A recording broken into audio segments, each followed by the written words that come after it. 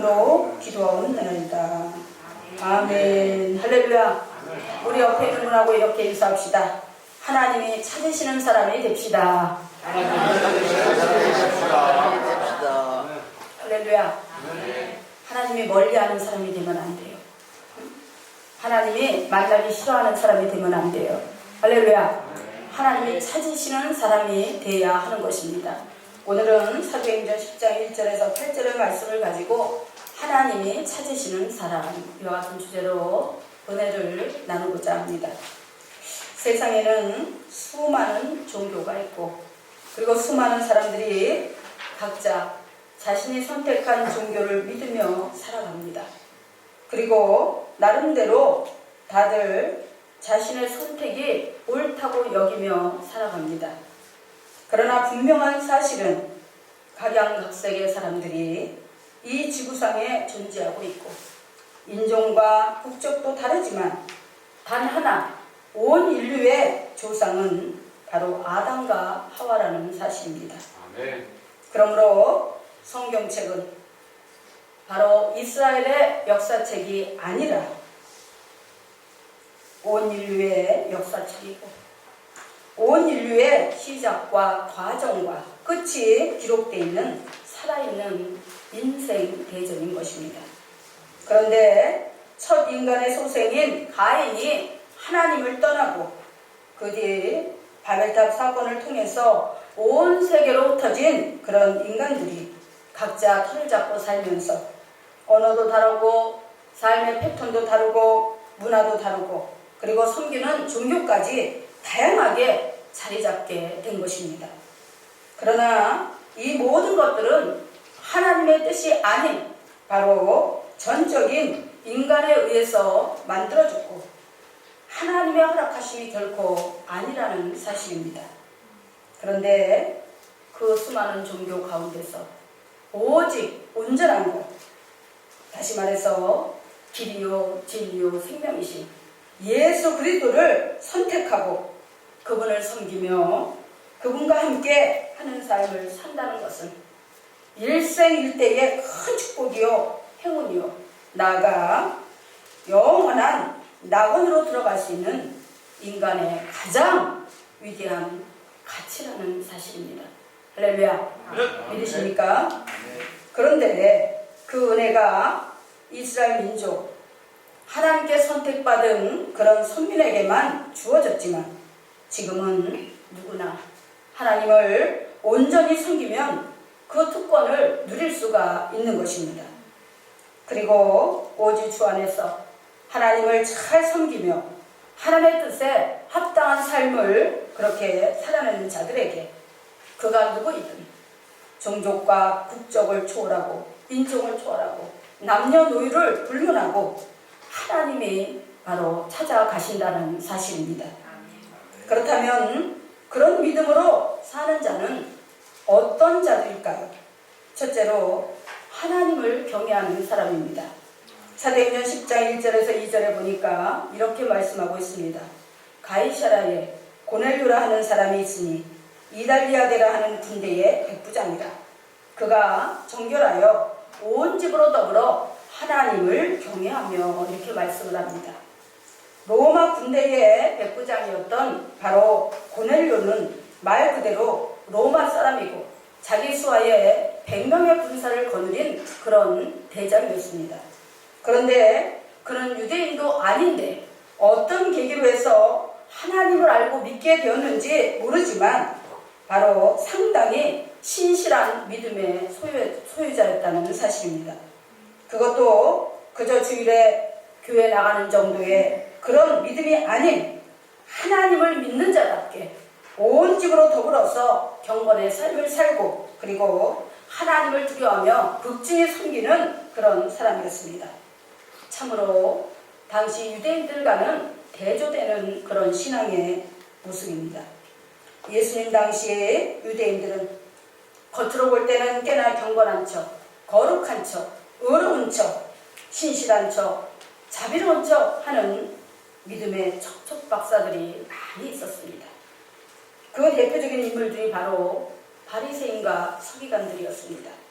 그들은 성전에서 지도자적 위치에 있으면서 겉으로 보여지는 모습 속에서 그야말로 경건의 롤 모델이었습니다. 그러나 그런 그들의 또 다른 이면에는 비양심적이고 불의하고 교만하고 악하기 그지없었던 것입니다. 입으로는 사랑을 말하면서 가난하고 힘없는 자들을 업신여기고 겉으로는 경건한 척하면서 예배를 만우리 여기고 아브라함의 자손이라고 믿음의 명분가인 것을 내세우면서 그들의 마음속에는 겨자씨만한 믿음도 없었다는 사실입니다. 그런 그들을 보고 세례 요한은 독사의 자식들이라고 힐난하였고 주님은 화인맞은 양심이요 평토장한 무덤이라고 그들을 강하게 책망을 하셨던 것입니다.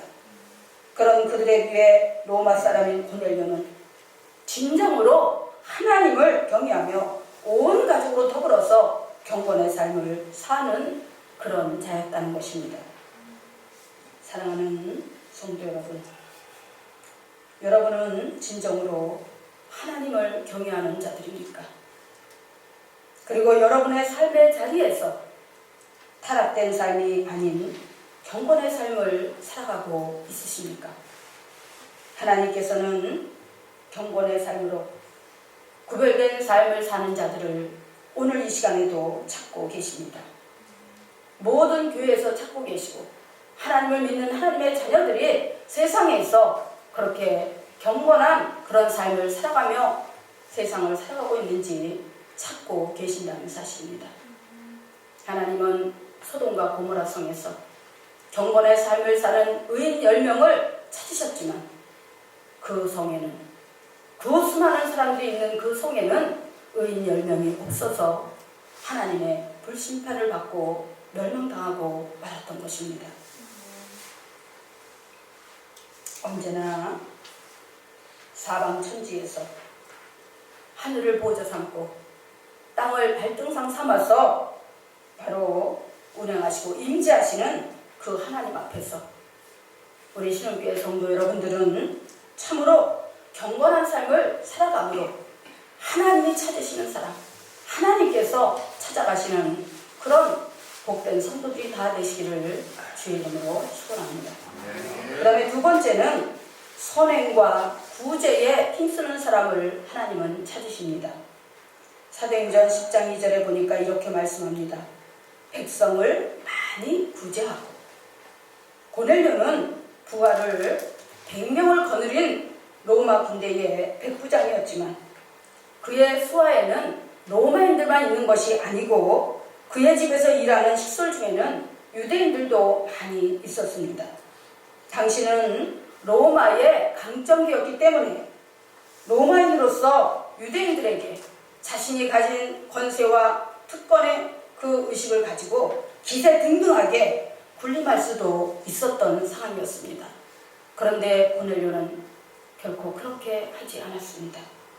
오히려 약자들을 더 보호해주고 인격적으로 대해주며 자신이 거리는 사람들 뿐만 아니라 그 주변의 어려운 그런 이웃들에게도 바로 모든 어려운 형편을 잘 보살피고 기꺼이 그들을 도와주었던 것입니다.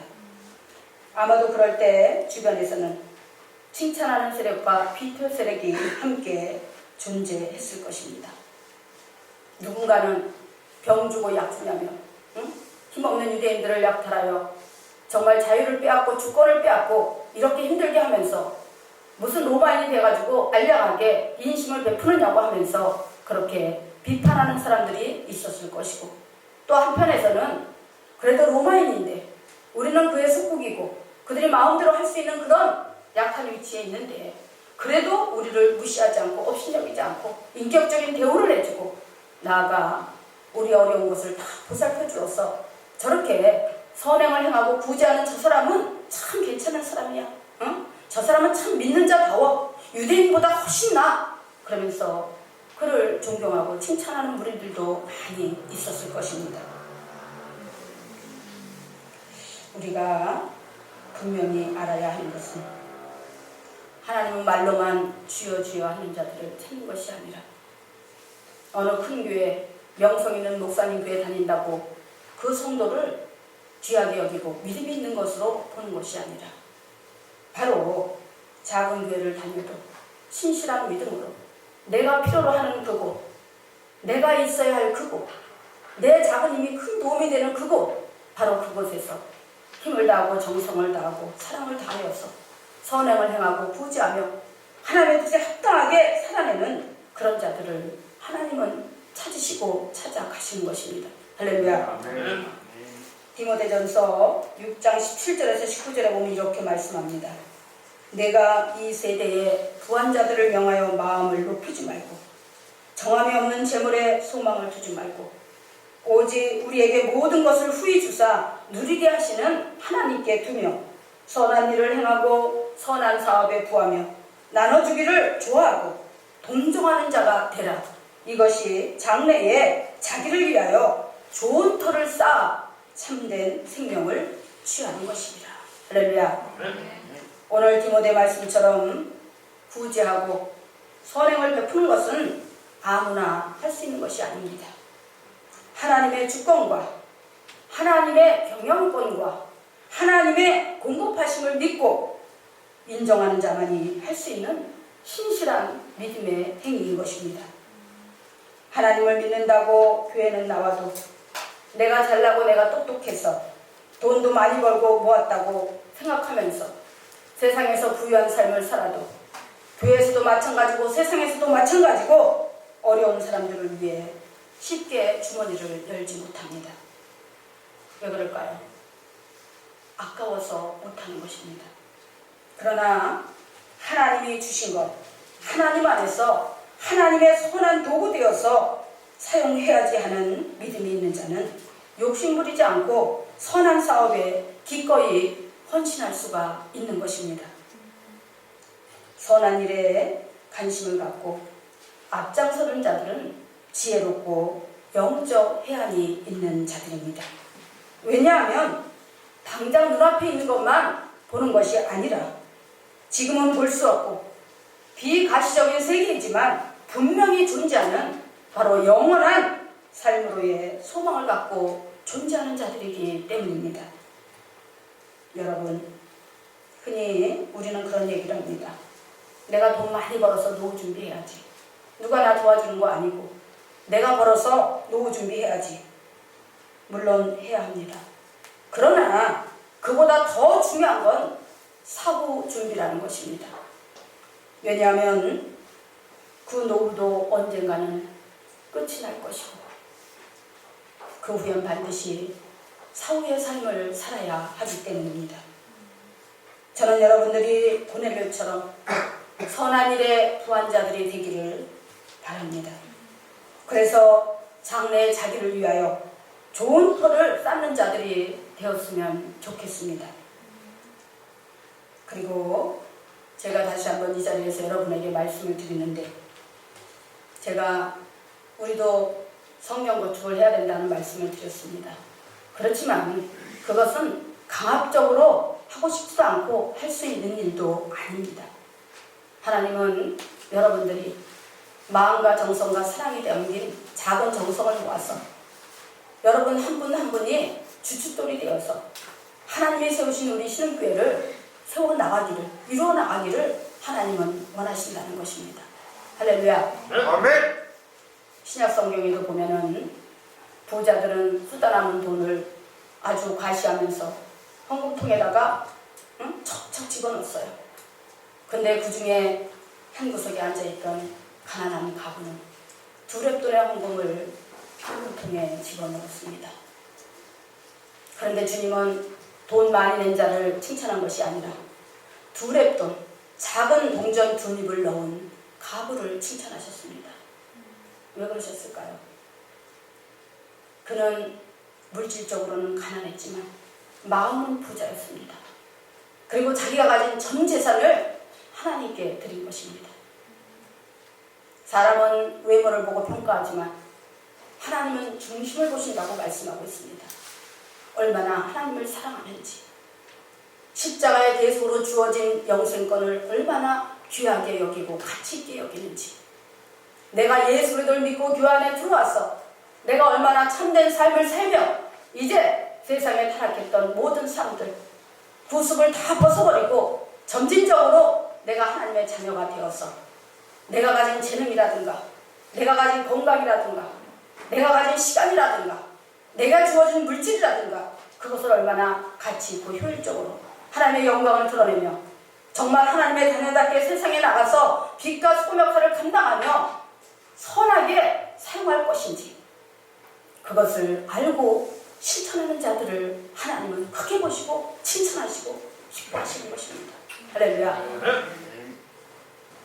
저는 그래서 우리 교회가 이렇게 임대를 내는 교회이지만 저는 교회를 성전 건축을 하지 못했다고 해서도 부끄럽지 않습니다. 왜냐하면 제가 세우고자 추구하는 소망은 외형적인 어떤 교회 건물이 아니라 여러분 한 분 한 분 성도이고 하나님의 몸된 전인 여러분의 바로 마음입니다. 할렐루야. 그래서 주님이 이 마지막 때 언제 오실지 모르지만 여러분 한 분 한 분이 믿음으로 반석같이 세워져서 세상의 그 어느 것보다도 하나님을 귀하게 여기고 하나님을 경외하고 하나님을 섬기며 세상에서 하나님의 자녀로서 당당하게 하나님의 영광 가리우지 아니하고 그렇게 살아가는 것을 원하고 하나님도 그것을 기뻐하신다는 것입니다. 할렐루야. 그러나 우리가 노후를 준비하듯이 성전을 위해서 우리가 준비해야 될 것들이 많이 있습니다. 이렇게 작은 교회지만 이렇게 모여있는 이 조직 안에도 이 구성원 안에도 여러 가지 해야 될 일들이 많이 있습니다. 우리 성도 중에 누가 아프다고 하고 병원에 입원했다고 하면은 우리가 거기에 대한 그런 위로금도 좀 지원해줘야 되고 또 어떤 그런 애경사가 있을 때도 조금 이렇게 위로 차려서 이렇게 해줘야 되고 또 우리 교회를 세워나가는데 우리가 함께 공유하는데 필요한 여러 가지 물질적인 문제들도 있고 또 교회가 이렇게 임대를 하면 임대 그 건물주가 임대료도 올릴 수도 있고 그렇습니다. 그런데 우리가 조금씩 마음을 합해서 우리가 하나님 앞에 저축해 두었다가 이렇게 필요할 때 쓰면서 서로 마음을 나누고 사랑을 공유하며 이렇게 교회를 세워나간다면 하나님이 얼마나 기뻐하시겠습니까? 할렐루야. 아멘. 여러분들에게 정말 너무 부담스러운 거, 힘에 지나친 거 저는 여러분에게 강요하지 않습니다. 하나님도 그걸 바라지 않습니다. 내가 최선을 다해서 그렇게 하나님 안에서 믿음의 삶, 참된 삶을 추구하며 살아갈 때 하나님은 그걸 크게 보시고 그 사람을 찾아가시는 것입니다.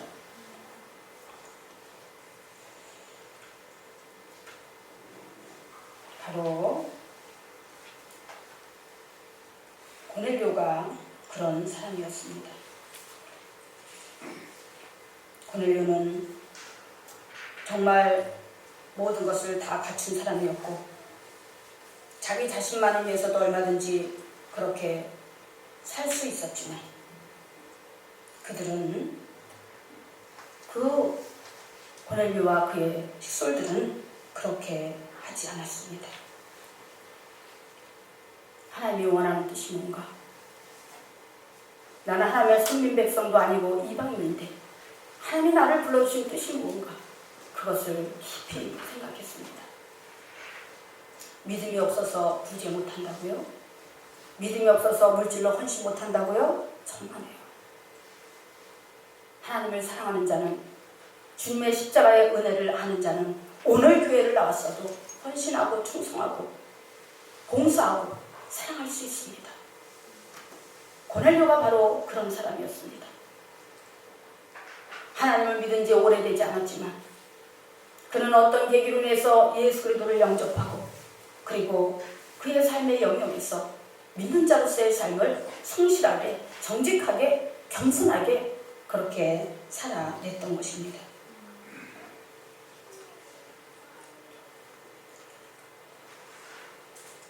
교회는 바로 하나님 나라는 성도 한 사람 한 사람이 모두가 동참하여서 주춧돌이 되어서 몸으로 마음으로 시간으로 물질로 헌신하고 충성하며 그렇게 세워지고 그 결과가 복음을 전하고 생명을 얻게 하기 위한 세상의 선교와 구제로 사용되어질 때 바로 하나님은 그 교회를 사용하시고 진정으로 하나님 앞에 교회다운 교회라고 인정을 받을 수가 있는 것입니다. 오늘 로마 사람 백부장 고넬료는 이런 올바른 신앙의 마인드를 가지고 살았던 사람입니다. 그런 고넬료를 하나님이 찾아가신 것입니다. 그리고 주의 종 베드로에게 그 고넬료의 집에 찾아가서 예배를 드려주고 복을 빌어주라고 그렇게 하셨던 것입니다. 요한복음 15장 16절에 보면 이렇게 말씀합니다. 너희가 나를 택한 것이 아니고 내가 너희를 택하여 세웠나니 이는 너희로 가서 열매를 맺게 하고 그 열매가 항상 있게 하여 내 이름으로 아버지께 무엇을 구하든지 다 얻게 하려 하시니라. 할렐루야. 여러분이 스스로 선택하고 하나님 앞에 나온 줄 아시지요? 그것은 착각입니다. 주의 영으로 인치지 않으면 아무도 하나님께로 올 자가 없다고 분명히 말씀하고 있습니다. 여러분을 세상 구석구석에서 한 사람 한 사람 지명하여 불러주시고 성령님이 인도하여 주셔서 여러분이 오늘 이 자리에 나올 수가 있는 것입니다. 전적인 하나님의 택하심으로 여러분이 하나님 앞에 나올 수 있었다는 것입니다. 사람도 말과 행동이 같아야 신뢰가 가는 것처럼 믿음도 마찬가지입니다. 하나님 앞에서 입술의 고백과 함께 신실한 믿음의 행동이 따라야 하는 것입니다. 마태복음 6장 21절에 보면 이렇게 말씀합니다. 내 보험을 있는 그곳에는 내 마음도 있느니라. 또 마태복음 6장 24절에 보면 한 사람이 두 주인을 섬기지 못할 것이니 혹 이를 미워하며 저를 사랑하거나 혹 이를 중히 여기며 저를 경히 여깁니다. 너희가 하나님과 재물을 겸하여 섬기지 못하느니라. 사랑하는 성도 여러분, 우리가 성경에 보면 어릴 때부터 부모와 함께 하나님을 섬겼다고 하는 유대 청년은 돈 많은 사람이었습니다. 부모님에게 재산을 물려받았는지 아니면 자기가 그렇게 열심히 해서 돈을 벌었는지 어쨌든 간에 그는 돈이 많은 부자였습니다. 그리고 그는 하나님을 믿는다고 교회 다니는 성도였습니다. 그러나 그는 자신이 가진 돈이 아까워서 교회만 왔다 갔다 할 뿐 물질로도 하나님을 섬기지 않고 구제하고 선교하는 일에 전혀 냉담하였습니다. 그랬던 그가 예수님이 제자들과 함께 이 지역 저 지역 다니면서 복음을 전하시고 그리고 하나님의 그 축복된 말씀들을 선포하고 또 그것에 모여든 자들이 문제를 응답받고 병을 치료하고 받고 이렇게 활발한 생명의 역사가 일어나자 그도 뭔가 주님께 얻을 것이 있나 하고 주님 앞으로 달려왔습니다. 그런 그를 주님이 바라보시니까 그는 그렇게 이야기합니다. 나도 교회 다니는 사람입니다. 어릴 때부터 교회 다녔습니다. 그리고 하나님이 지키라는 십계명도 다 지켰습니다. 십계명에서 뭐라 그래요? 응? 십계명의 중점적인 핵심은 위로는 하나님을 마음을 다하고 뜻을 다하고 몸을 다하고 정성을 다하고 목숨을 다하여 사랑하라고 말씀하고 있습니다. 그리고 아래로는 내 이웃을 내 몸과 같이 사랑하라고 말씀합니다. 하나님을 사랑하는 것, 내 이웃을 사랑하는 것, 그게 바로 십자가의 사랑입니다. 그런데 그는 그 십자가의 사랑을 온전히 실천하지 않았던 것입니다. 그러면서 예수님께 묻습니다. 선한 선생님이여, 내가 어떻게 하면 영생을 얻을 수 있겠습니까? 그러자 예수님이 그렇게 말씀하셨어요. 내가 십계명을 다 지켰다고 하지만 네 안에는 사랑이 없구나. 네가 진정 사랑이 있다면 내가 부자인 그 재물을 나누어서 가난한 자들에게 나눠주고 이웃사랑을 실천했어야 하는데 너는 진정한 사랑이었구나. 그 사랑을 실천해야 내가 생명을 얻을 것이고 그 사랑을 실천하고 나를 따라오느라고 그렇게 말씀하셨어요. 그런데 이 부자 청년은 돈이 아까웠어요. 내가 어떻게 모은 재산인데, 내가 부모님께 어떻게 물려받은 재산인데 내가 왜 이거를 남한테 써야 돼? 하면서 고민하면서 자기가 왔던 곳으로 돌아가고 말았습니다. 아마도 지금쯤 그 사람은 낙원이 아닌 음부에서 바로 어두 바깥 세상으로 쫓겨나서 슬피우는 그런 비참한 상황에 처했을 것입니다. 여러분, 신앙생활 똑바로 하시기 바랍니다. 그 어리석은 부자 청년같이 하지 마시고 이방인이지만 하나님의 뜻에 합당하게 사는 고넬료의 신앙에 도전하고 벤치마킹 하시기 바랍니다. 신앙도 배우는 것입니다. 판단하고 정죄하는 것이 아니라 신실한 신앙의 모습을 보고 배우는 것입니다. 부자 청년같이 살면 주님을 만나고 싶어도 못 만납니다. 그러나 고넬료같이 살면 주님이 찾으시어 만나는 사람이 되는 것입니다. 여러분 모두 이런 분들이 되시기를 주의 이름으로 축원합니다. 이제 세 번째로 하나님이 찾으시는 사람은 기도에 힘쓰는 사람입니다. 사도행전 10장 2절을 보니까 이렇게 말씀합니다. 항상 하나님께 기도하더니. 고넬료는 기도의 사람이었습니다. 그는 왜 항상 기도했을까요? 자신의 뜻이 아닌 하나님의 뜻대로 살기 위해서, 그리고 하나님이 자신에게 무엇을 원하는지 그것을 알고 그 일에 온전히 순종하기 위해서 그는 항상 기도했던 것입니다. 데살로니가전서 5장 17절에 보면 이렇게 말씀합니다. 쉬지 말고 기도하라. 이렇게 말하면 누군가는 이렇게 말할 수 있습니다. 그럼 쉬지 말고 기도하라고 하면 낮이고 밤이고 잠도 자지 말고 일도 하지 말고 기도만 하란 말입니까? 그런 뜻이 아닙니다. 쉬지 말고 기도하라는 것은, 항상 기도에 힘쓰라는 것은 하나님과의 영적인 관계를 소홀히 하지 마시고 늘 그 삶의 영역에서 하나님과 소통하는 것을 말하는 것입니다. 다시 말씀드려서 인간은 감정의 동물이고 감정이 바로 다양하고 변화무쌍합니다. 또 의지도 약합니다. 말 한마디에 환경으로 인해서 수없이 무너지기도 하고 상처 입기도 하고 연약해지기도 합니다. 그럴 때 하나님의 말씀으로 무장하고 기도하다 보면 강하고 담대한 외유나강의 그런 믿음의 능력을 소유할 수가 있는 것입니다. 그렇게 하다 보면 영적인 멘토요, 모든 삶의 멘토인 성령께서 찾아오셔서 깨닫게 하시고 생각나게 하시고 현명한 판단과 실행을 할 수 있도록 도와주시기 때문에 형통한 삶을 바로 살게 하고 남에게 덕을 끼치고 본 있는 삶을 살아가게 하시는 것입니다. 고넬료도 마찬가지입니다. 그는 항상 기도했습니다. 비록 자신이 로마에 속한 사람이지만 하나님을 믿는 자로서 로마인이 아닌 하나님의 자녀로 살 수 있기를, 하나님의 뜻과 하나님이 원하시는 선한 도구로 사용될 수 있기를 늘 그렇게 간구하자 하나님이 그런 고넬료를 보고 주의 종과 바로 그 많은 성도들을 함께 보내서 축복해 주시고 예배도 드리게 하시는 것을 볼 수가 있습니다. 기도는 영적으로 하나님을 만나는 유일한 길입니다.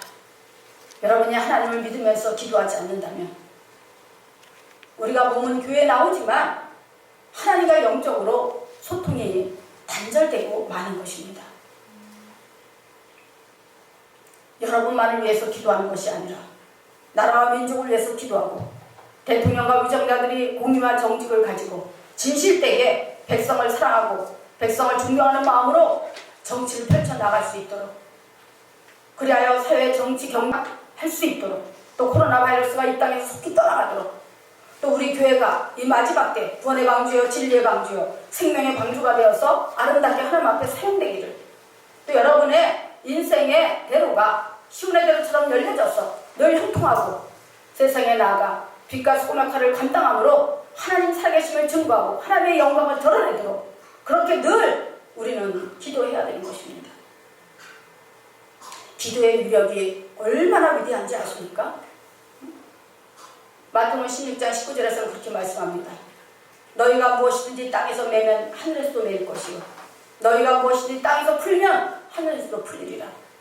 기도 안 하면 묶이고 기도하면 열린다는 거예요. 어디가? 하늘문이 우리의 모든 필요를 저장해 놓은 그 하늘문, 하늘 보고가, 보물 창고가 우리의 기도를 통해서 열려질 수도 있고 닫힐 수도 있다는 것입니다. 할렐루야. 제가 짧게 지나간 일을 간증을 하나 하겠습니다. 우리 동기 전도사님이, 여자들은 정말 신학대학을 졸업하고 그렇게 그 목사 고시를 보고 또 하나님 앞에 그 사명이 있어야 목사 안수를 받을 수가 있습니다. 근데 대부분이 여자 우리 동기들은 전도사로다가 그냥 부교육자로다가 큰 교회에서 이렇게 목회를 하다가 사역을 하다가 55세 되면 정년퇴직을 합니다. 우리 동기들은 벌써 다 정년퇴직해서 여자분들은 다 쉬고 있어요. 그런데 그 여자 동기 전도사님이 어느 날 갑자기 저한테 연락이 왔습니다. 지금 한 3년 전 일입니다. 우리 교회 이쪽으로 이사 와서 얼마 안 됐을 때인데 전화가 왔어요. 그래서 울면서 중보기도를 부탁하는 거예요.